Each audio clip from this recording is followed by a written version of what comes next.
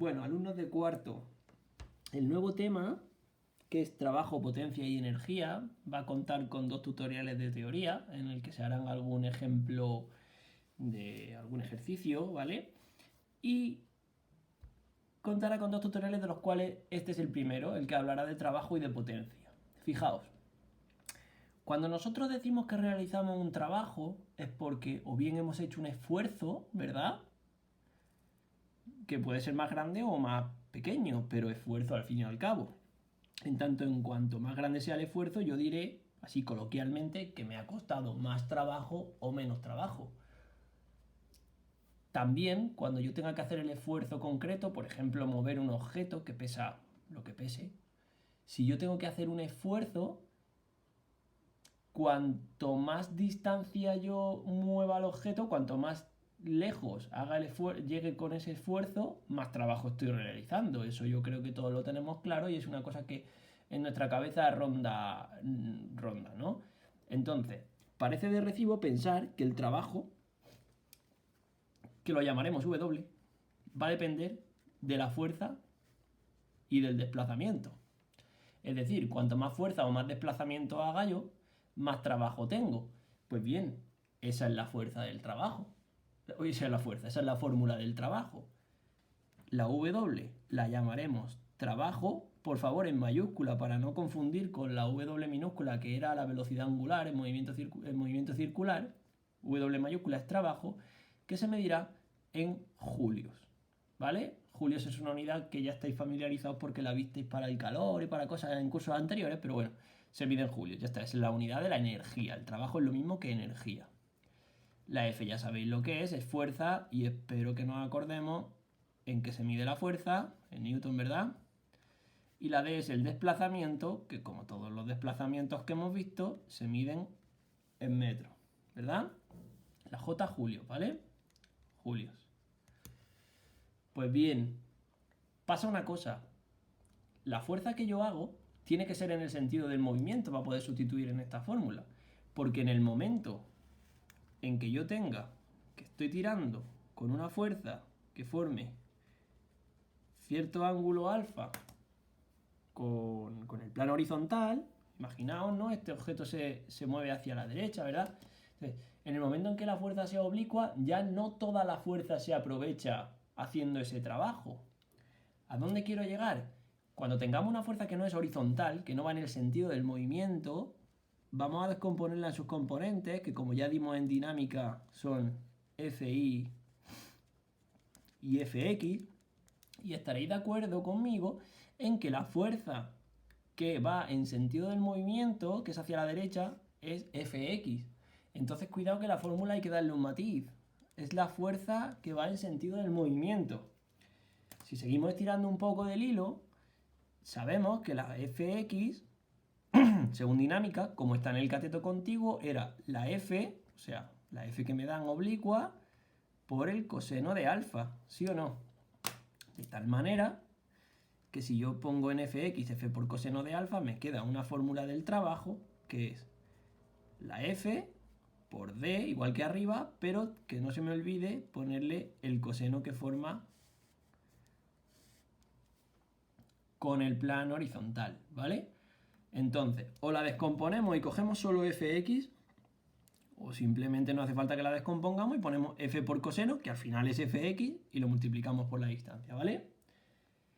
De aquí deducimos 2 cosas, una muy obvia y otra no tan obvia. Si la D es 0, si la distancia recorrida es 0, si no hay desplazamiento, el trabajo es 0. Y eso diréis, pues eso claro, obvio. Obvio no. Si yo estoy empujando una pared con todas mis fuerzas, todo el mundo diría que estoy realizando un trabajo. Y no estoy realizando ningún trabajo. Para que haya trabajo tiene que haber desplazamiento. En el momento en el que el desplazamiento sea 0, no hay trabajo.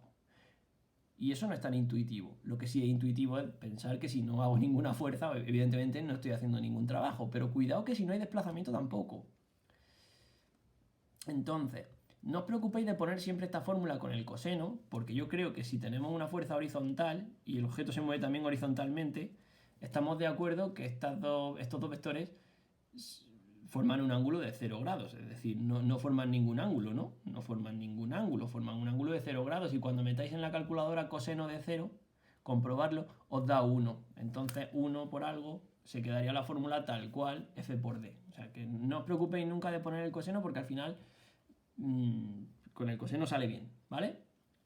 Insisto y repito, fuerza por coseno o directamente lo descomponéis primero y metéis fx, lo que queráis. Pero esta es la fórmula del trabajo. ¿Vale? Ahora, nos vamos a potencia. ¿Qué es eso de la potencia? Todo el mundo ha escuchado que los coches, los motores, las máquinas eléctricas tienen cierta potencia. El microondas, ¿verdad? Entonces, ¿qué es eso de que un microondas tenga 700 vatios? O que si le pongo el grill tiene 900 vatios. ¿O qué es eso de que un coche, mi coche es mejor porque tiene 110 caballos que otro que tiene 90 caballos? ¿Qué es eso de la potencia? Pues mira, potencia. La potencia es la P mayúscula, ¿vale? La cantidad de trabajo que es capaz de desarrollar una máquina en un tiempo determinado, ¿vale? Lógico, si yo tengo dos máquinas y una tarda menos en hacer el mismo trabajo, pues es porque tiene más potencia, ¿no? Cuanto menos tarda si es el mismo trabajo, claro, al dividir aquí entre un número menor, pues ahí está la potencia, ¿no? Que será mayor. Y si tarda mucho, pues al dividir entre un número grande, la potencia será pequeña. Es decir, si tengo dos máquinas y en hacer el mismo trabajo una tarda más que otra, pues la que tarda más tiene menos potencia, claro que sí. O fijando el tiempo, si en el mismo tiempo una máquina hace más trabajo, eso es porque tiene más potencia. Claro, si ponemos aquí un número grande, pues la potencia es más grande. Vamos, que el concepto es muy sencillo, ¿vale? Entonces, la P, ya está, esa es la fórmula, ¿eh? Potencia en vatios, estos son vatios, la W mayúscula ya hemos dicho que es trabajo y que se mide en julios, y la T es tiempo, que como todos bien sabéis, se mide en segundos, ¿vale? Hay una unidad que es muy importante que son los caballos, porque las máquinas eléctricas se suelen medir en caballos de potencia, los motores sobre todo. Entonces, bueno, vamos a decir que un caballo de vapor, se llama así, caballo de vapor, ¿vale? Entre nosotros un C.V. C.V. no viene de que caballo se escriba con V, sino de caballo de vapor. Mucha gente está confundida. No porque piensen que caballo se escribe con V, sino porque piensan que a lo mejor es, qué sé yo, qué idioma, ¿no? Pero caballo de vapor, C.V. Un caballo de vapor son 735 vatios, ¿vale? Así que si alguna vez os dan la potencia en caballos, pasarla a vatios porque hay que meterla aquí en vatios, ¿vale? Bueno, ya está. Lo único, bueno, hay una fórmula que relaciona la potencia con la velocidad, porque si un coche lleva una velocidad de 100 km por hora, por ejemplo, y la mantiene constante, importante, la mantiene constante, bueno, eso es porque el motor está haciendo una fuerza, porque si no el coche se para, ya lo sabéis, por rozamiento, ¿no? Entonces, para que una máquina mantenga una velocidad constante, pues la potencia que desarrolla, si partimos de esta fórmula, que es la que sabemos, trabajo sabemos que es fuerza por desplazamiento, ¿no? Suponiendo que la fuerza sea horizontal, F por D, lo que hemos dicho antes, F por D, suponiendo que la fuerza sea horizontal. Si es oblicua, habría que añadir aquí un coseno de alfa, pero bueno, vamos a suponer que es horizontal. F por D, bueno, y estaréis conmigo en que distancia entre tiempo, en un MRU, ¿qué es? Velocidad, ¿verdad? Pues ya está. Fuerza por velocidad. La potencia es igual a fuerza por velocidad, si es que la velocidad es constante, ¿vale? Lo digo porque en la entrega vais a encontrar algo de eso, con velocidad, y bueno, la verdad que es una tontería y no merece la pena que os atranquéis por eso, ¿vale? Pasa una cosa, y tenéis que tenerlo en cuenta, ¿eh? Porque algún ejercicio vais a encontrar así, sobre todo en la segunda entrega, de las dos que hay, la primera menos, y es que, ¿qué pasa cuando aparece la fuerza de rozamiento? La fuerza de rozamiento es, bueno, es una fuerza que va a realizar un trabajo, como todas las fuerzas, ¿no? Porque si yo tengo aquí un objeto, se desplaza y me lo encuentro aquí, eso es porque ha habido una fuerza para acá, pero bueno, si también tengo un rozamiento, cuidado, ¿vale? Evidentemente, si se ha desplazado es porque la fuerza es mayor que la fuerza de rozamiento y lo sabéis. Esto lo sabéis, que la fuerza es mayor que la fuerza de rozamiento y por eso se desplaza. Pues muy bien.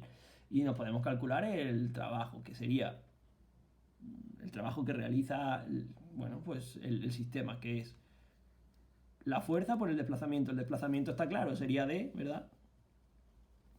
Trabajo igual a fuerza por desplazamiento. Pero claro, ¿en fuerza qué pongo? Porque claro, ¿qué pongo? ¿Esta o esta?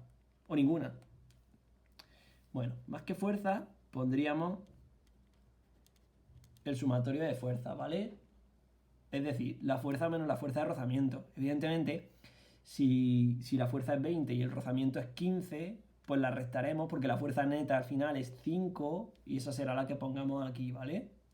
Si esta fuerza es 20 y esta fuerza de rozamiento es 15, la fuerza que ponemos aquí va a ser 20 menos 15, ¿vale? Que es 5. Y luego por desplazamiento, yo qué sé. Imaginaos que es 20 metros también, pues ya está, por 20. Y esto sale un trabajo de 100 julios. ¿Vale? Entonces, eso es una manera de calcularlo. Otra manera de calcularlo es la siguiente. Mirad, con los mismos datos, ¿vale? Fuerza 20, fuerza de rozamiento 15. Y se ha desplazado 20. Y me dicen que cuál es el trabajo total. Evidentemente el trabajo total es 100. ¿Qué otra manera tengo de calcularlo? Pues mirad, voy a calcular solo el trabajo de F. De la fuerza F, que es 20, ¿no?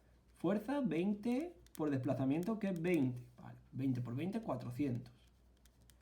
Y ahora me voy a calcular el trabajo de la fuerza de rozamiento, que es 15 por el desplazamiento, que sigue siendo 20. Pero cuidado, cuidado. ¿Va la fuerza de rozamiento en el sentido del movimiento? No, ¿verdad? Entonces hay que añadir un coseno de un ángulo. ¿Y qué ángulo forman? Lo pongo por aquí. ¿Qué ángulo forman el desplazamiento que va así y la fuerza de rozamiento que va para el otro lado? Si hacemos una circunferencia, estaréis conmigo con que esto es 0 grados, por aquí vamos con 90. ¿Y aquí qué ángulo tengo? 180, ¿no? La fuerza de rozamiento, cuando están contrarias, cuando lo que tenemos es así, las fuerzas contrarias, ¿vale? Una para allá y otra para allá, los vectores contrarios forman un ángulo de 180 grados. Ponemos 180 grados.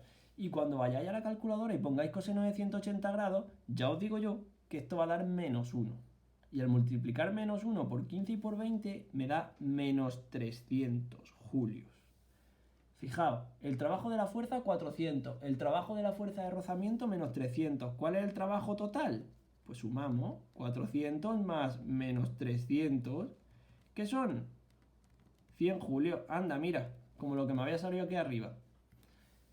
Es decir, cuando haya fuerza de rozamiento, estar muy atentos, ¿vale? Porque la fuerza de rozamiento va a implicar un trabajo negativo que hay que restarle a el trabajo, digamos, de la fuerza buena, la que sí que va en sentido del movimiento. Sale lo mismo, ¿eh? Esta es forma 1, si queréis. Forma 1 de calcularlo. Y esta es la forma 2, que es calculándose los trabajos por separado, ¿vale? Importante lo del coseno de 180, ya que la fuerza de rozamiento esta no va en el sentido del movimiento.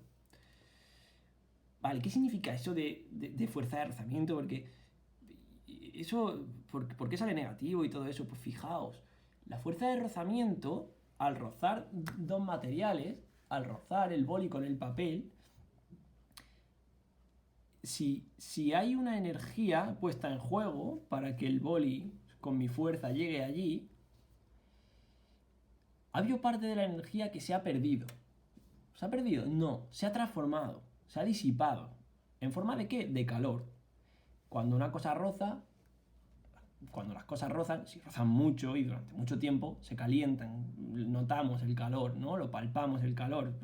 Simplemente podéis frotaros las manos y ya veréis que sentís algo de calor. ¿Por qué? Porque hay cierta energía que se transforma y en vez de ser movimiento, se transforma justo en calor. Entonces, digamos que se pierde, pero no me gusta que digáis que se pierde, porque no se pierde, sino que se transforma. La energía nunca se pierde, se transforma en calor. Y entonces, de esos 400 julios de este cuerpo, que este cuerpo ha usado para desplazarse 20 metros, ha habido 300 que se han transformado en calor por culpa del rozamiento a lo largo de todo su recorrido. Por lo tanto, al final, el trabajo limpio que ha realizado son 100 julios.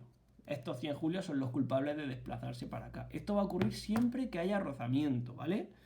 Si no hubiera rozamiento, fijaos, 400 limpios, no se hubiera perdido nada por calor y hubiera hecho 400 y tal. Pero, como hay rozamiento, se ha perdido por calor.